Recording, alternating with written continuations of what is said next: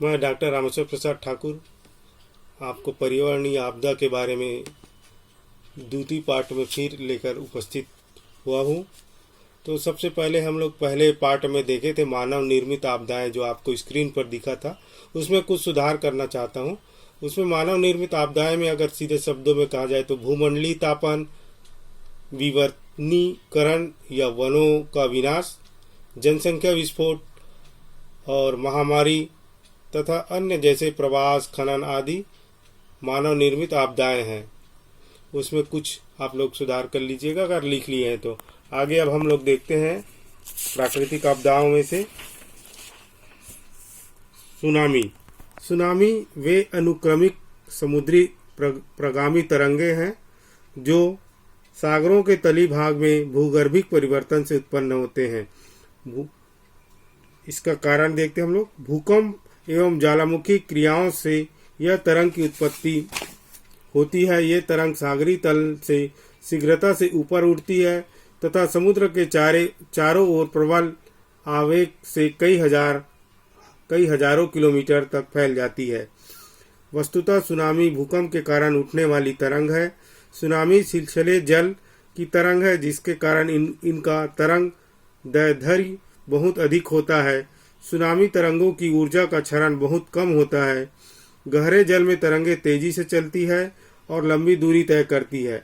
Tsunami 350 kilometre प्रति घंटे की अधिक के चाल से 1000 मीटर गहरे पानी में गतिमान रहती है।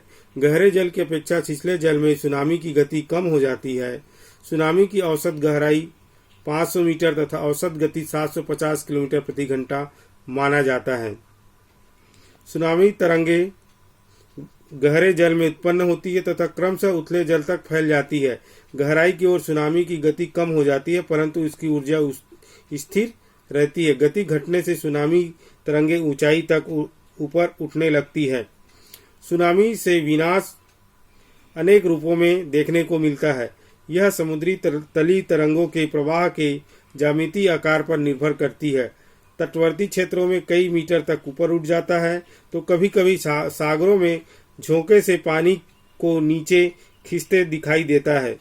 सुनामी तटीय भागों में जनधन की बहुत हानि पहुंचाती है, जबकि अन्य स्थानों में इसका प्रभाव कम हो जाता है। तटवर्ती क्षेत्रों में सुनामी तरंगे 30 मीटर से ऊपर उठ सकती है। भूकंप की तीव्रता, गहराई, तरंगों के साथ अवसादों की मात्रा तथा मार्ग में अवरोध आदि सुनामी के विस्तार को निश्चित करता है। 26 दिसंबर 2005 में दक्षिण एशिया में आया सुनामी जनधन को भारी क्षति पहुंचाया था। Indonesia, Malaysia, Myanmar, Bangladesh, Sri Lanka, Bharat, Maldives में सुनामी के विध्वंस से जनधन की हानि हुई थी। इस आपदा से 55,000 से अधिक लोगों को अपने जान गंवानी पड़ी थी। तटीय भाग में आए भूकंप से इसकी तीव्रता 8.9 रिएक्टर पैमाने पर मापी गई थी। सुनामी का प्रभाव देखते हैं। भूकंप से उत्पन्न सुनामी भूगर्भिक परिवर्तन के फलस्वरूप उत्पन्न होती है। 26 दिसंबर 2005 को जो आया था सुनामी, उसके भूकंप के कारण पृथ्वी का उत्तरी ध्रुव 145 डिग्री पूर्वी अक्षांश की ओर खिसक गया और 2.68 माइक्रोसेकंड की दिन की अवधि में कमी आई है। पृथ्वी के घूर्णन तथा कोरियालिस बल में भी इस सुनामी का प्रभाव पड़ा है। उपरोक्त परिणाम से पृथ्वी में जल प्रवाहित हो सकती है। इस सुनामी के परिणाम स्वरूप अंडमान निकोबार द्वीप समूह लगभग 1.25 मीटर तक खिसक गया है।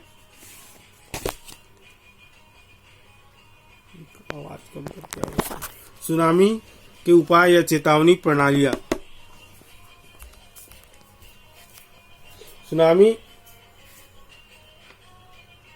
सुनामी आने की सूचना प्राप्त करना कठिन प्रक्रिया है, क्योंकि सागरों के बीच भूकंप की उत्पत्ति ज्ञात करने तक सीमित नहीं है, बल्कि कई छोटी छोटी प्रक्रियाओं से गुजरना पड़ता है, जैसे भूकंप की तीव्रता, जल का आयतन, समुद्र तटों की दूरी, अवरोधों, प्लेट विवर्तनिकी आदि की जानकारी का विश्लेषण करना होता है। हवाई द्वीप में स्थित प्रशांत सुनामी चेतावनी केंद्र कंप्यूटर द्वारा पद्धति से अमेरिका में स्थित स्टेशन से संचालित होता है। भारत में परिष्कृत सूचना प्रणाली तंत्र हिंद महासागर में स्थापित करने का निर्णय लिया गया है। यह केंद्र समुद्र से 6 किलोमीटर गहरे में स्थापित किया जाएगा।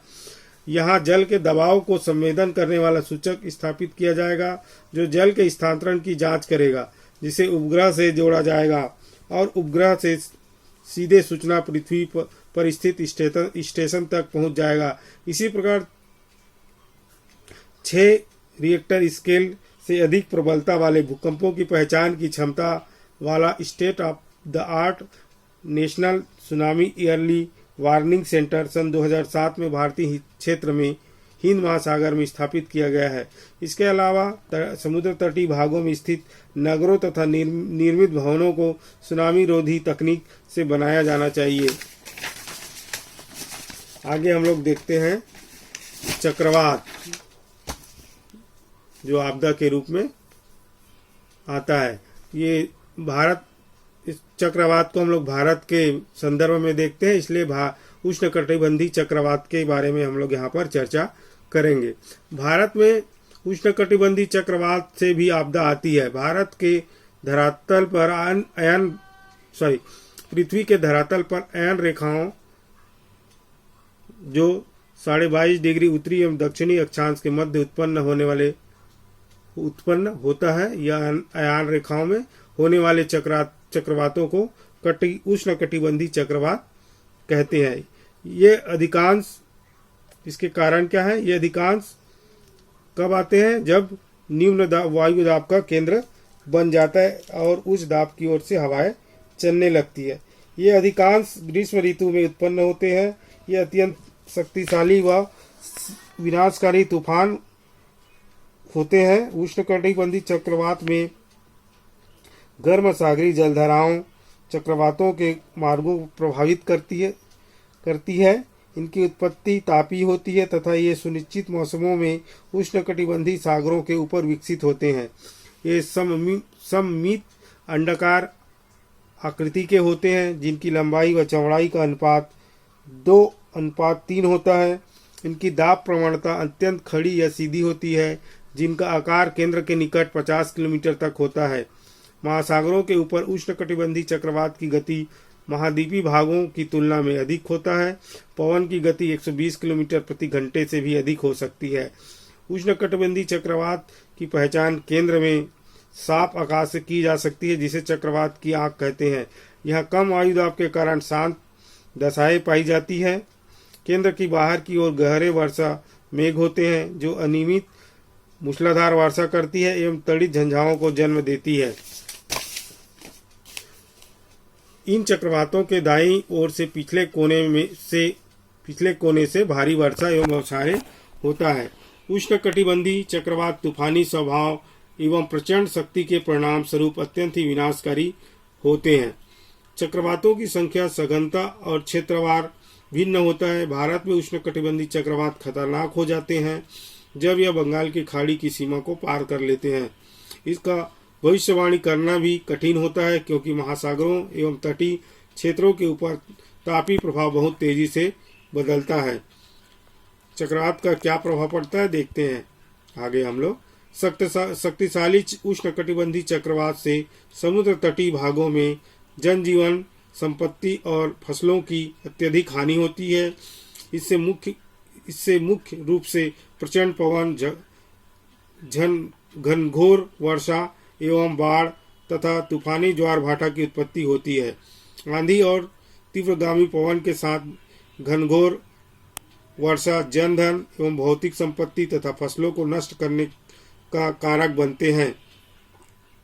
तेज वर्षा एवं तूफानी आंधी के संयोग से बाढ़ की तीव्रता बढ़ जाती है, जिससे नदियों के किनारे वाले भागों एवं सड़कों तथा पुलों को भारी हानि पहुंचती है। इसका उपाय देख लेते हैं हम लोग। चक्रवात से बचने के उपाय।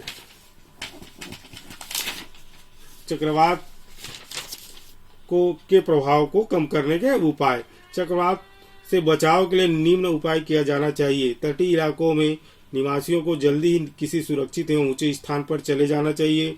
घरेलू उपयोग सामग्री एवं भोज्य पदार्थ अधिक मात्रा में सुरक्षित रखनी चाहिए ताकि परिवहन के साधनों की कमी एवं जल भराव की स्थिति में सामग्री मिलने की परेशानी से दूर रहें। प्रशासन द्वारा अलर्ट जारी होते ही सुरक्षित स्थान में मकान खाली कर चल देना चाहिए। मकानों को अच्छी तरह से बंद कर देनी चाहिए। भवन निर्माण करते समय टिकाऊ एवं मजबूत सामग्री का प्रयोग करना चाहिए जो प्रचंड पवन वेग एवं मूसलाधार बारिश को सह सके। पेयजल की पर्याप्त व्यवस्था करके रख लेना चाहिए। मवेशियों एवं पशुओं की सुरक्षा के लिए इन्हें बांधकर नहीं रखना चाहिए। आगे हम लोग देखते हैं अगला प्रकोप, बाढ़, जिसके लिए प्राकृतिक के साथ साथ मानव भी बहुत कुछ तक जिम्मेदार है। नदियों या जल स्रोतों तथा जलाशयों के अधिक भाग में जल आने से अचानक एवं अस्थायी रूप से किसी भूभाग का जलमग्न हो जाना बाढ़ कहलाता है। कारण क्या इसका? बाढ़ अतिवृष्टि, तेज हवाएं, चक्रवात, सुनामी, हिम के पिघलने तथा जलाशयों या बांधों के एकाएक फट जाने से के कारण होती है। बाढ़ की तीव्रता कम या तेज भी हो सकती है। अतिवृष्टि या जल भंडारों से अचानक जल के निकलने से अचानक बाढ़ आ सकती है। नदियों और तालाबों में गाद जमने के कारण बाढ़ की घटनाओं और उसकी तीव्रता में वृद्धि होती है। इसका क्या प्रभाव पड़ता है देखते हैं आगे। जल में डूबना या बह जाना, गंभीर चोट तथा बाढ़ के बाद क्षेत्र में महामारियों जैसे डायरिया, हैजा, पीलिया के संक्रमण के कारण मनुष्य और पशुओं की मृत्यु बाढ़ प्रभावित क्षेत्रों की सामान्य समस्या है। बाढ़ के समय कुएं तथा पेयजल के अन्य स्रोत भी डूब जाते हैं जिसके कारण शुद्ध पेयजल की कमी हो जाती है। अशुद्ध जल पीने से गंभीर रोग भी पैदा हो जाता है। बाढ़ के दौरान मिट्टी के घर, कमजोर नींव, खड़े भवन ढह जाते हैं और जान माल के लिए खतरा तथा इनकी क्षति होती है। सड़कों, रेल पटरियों, बांधों, स्मारकों, फसलों और पशुओं की भी भारी हानि होती है। मकानों में बाढ़ का जल घुस जाने से घरेलू सामान के साथ साथ खाद्य सामग्री, बिजली के उपकरण सभी चीज बाढ़ के पानी में डूब जाते हैं एवं या बह जाते हैं। परिवहन व्यवस्था, संचार व्यवस्था, बिजली व्यवस्था, रेल मार्ग भी बाढ़ के कारण खतरे में पड़ जाते हैं। खेतों में बाढ़ का जल आने से फसलें नष्ट हो जाती है तथा खेत की उपजाऊ मिट्टी बह जाने से खेत बंजर हो जाता है। बाढ़ों का नियंत्रण, बाढ़ों को कई प्रकार से नियंत्रित किया जा सकता है। इसके बचने के उपाय इसके द्वारा नियंत्रित किया जा सकता है। वृक्षारोपण करके बहकर आने वाले जल की मात्रा को कम करने से बाढ़ का स्तर भी घट जाता है। वन वर्षा के जल को भूमि के अंदर जाने में मदद करता है तथा भूमिगत जल में वृद्धि करता है। बांधों के निर्माण से जल का भंडारण होता है और बाढ़ के जल में कमी आती है।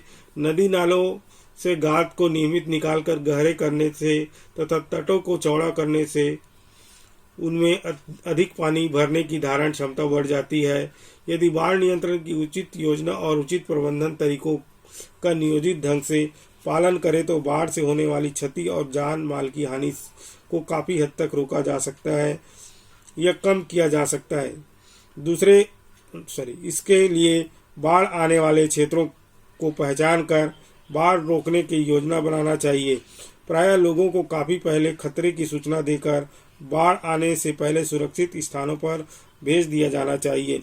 परंतु सुरक्षित स्थानों पर भेजे जाने के पूर्व बाढ़ का पूर्वानुमान लगाने के लिए जल ग्रहण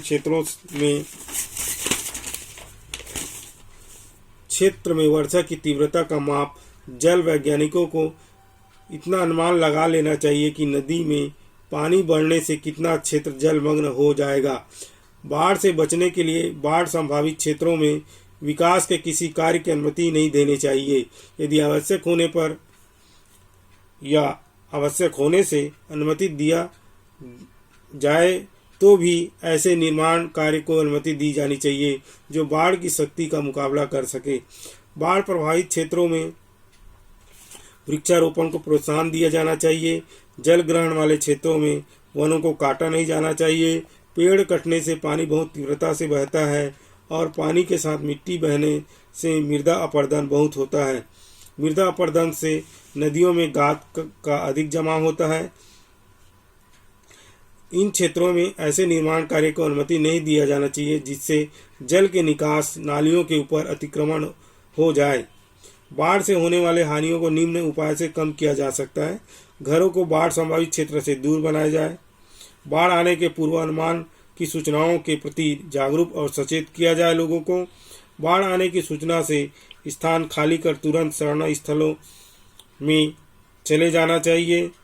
बाढ़ संभावित क्षेत्रों के घरों में बहुमूल्य सामान हमेशा ऊंचे स्थान पर रखना चाहिए।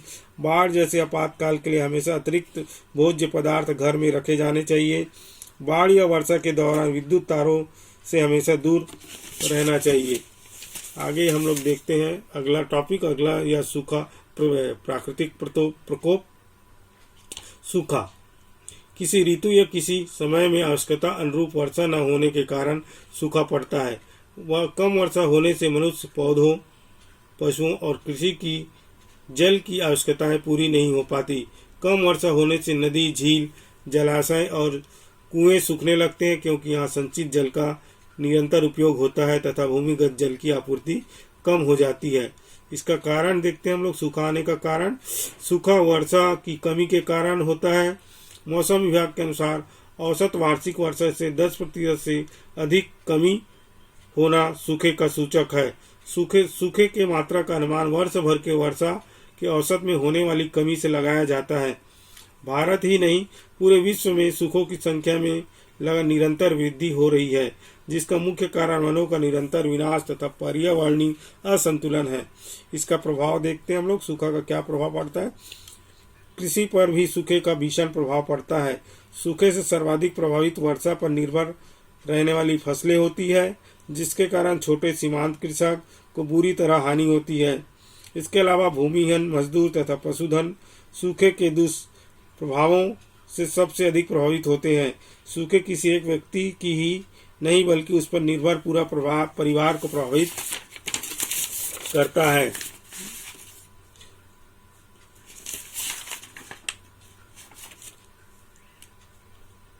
इसका प्रभाव क्या क्या पड़ता है हम लोग देखते हैं आगे। और फसल न होने से भोजन की कमी से भूखमरी, फसलों के अलावा पशुधन, वनोपज तथा मत्स्य उद्योग को भी प्रभावित करता है। बेरोजगारी में वृद्धि होती है। भूमिगत जल स्तर कम हो जाता है। जल विद्युत का भी उत्पादन कम होता है। वनों में जैव विविधता की क्षति होती है। इसका गरीबी में वृद्धि तथा जीवन स्तर में कमी होने से सामाजिक एवं पारिवारिक अशांति फैलने लगती है। सूखे के प्रभाव को कम करने के उपाय देखते हैं आगे। सूखे के प्रतिकूल प्रभावों को कम करने के लिए वर्षा का नियमित रिकॉर्ड रखना, बांधों तथा जल स्रोतों तथा नदियों में मांग अनुपात में जल उपलब्धता बनाए रखे जाना चाहिए। जब मांग की तुलना में जल की मात्रा कम हो तो जल की खपत भी कम करनी चाहिए। जल की खपत कम करने के लिए जल संरक्षण उपाय अपनाने चाहिए, जिसमें जल की खपत कम करना, कुशलता एवं सावधानी से जल का प्रयोग करना, जल को बेकार होने से रोकना एवं प्रयोग किए गए जल को पुनः प्रयोग में लाना शामिल है। सिंचाई एवं बुआई की कुशल विधियों को कृषि में अपनाना चाहिए। ऐसी फसलों को कृषि की जानी चाहिए जिसमें जल की आवश्यकता कम हो। वर्षा के जल को एकत्रित करने के उपाय जैसे रेन वाटर हार्वेस्टिंग एवं जल संग्रहण मिशन के कार्यों को बढ़ावा देना चाहिए, जिससे एक ही स्थान पर जल एकत्रित होकर भूमिगत जल स्तर को बढ़ाया जाना चाहिए। यहाँ पर हम लोग प्राकृतिक प्रकोप के मुख्य आपदाओं के बारे में चर्चा कर रहे थे। आगे हम लोग जो तीसरा पार्ट बनाएंगे उसमें मानव कृत या मानव के कार्यों से होने वाली आपदाओं का अध्ययन करेंगे, जिसके अंतर्गत भूमंडलीय का तापन, वनों का विनाश, जनसंख्या विस्फोट, महामारी, इन सब टॉपिकों पर या इन विषयों पर चर्चा करेंगे हम लोग थर्ड पार्ट में। धन्यवाद।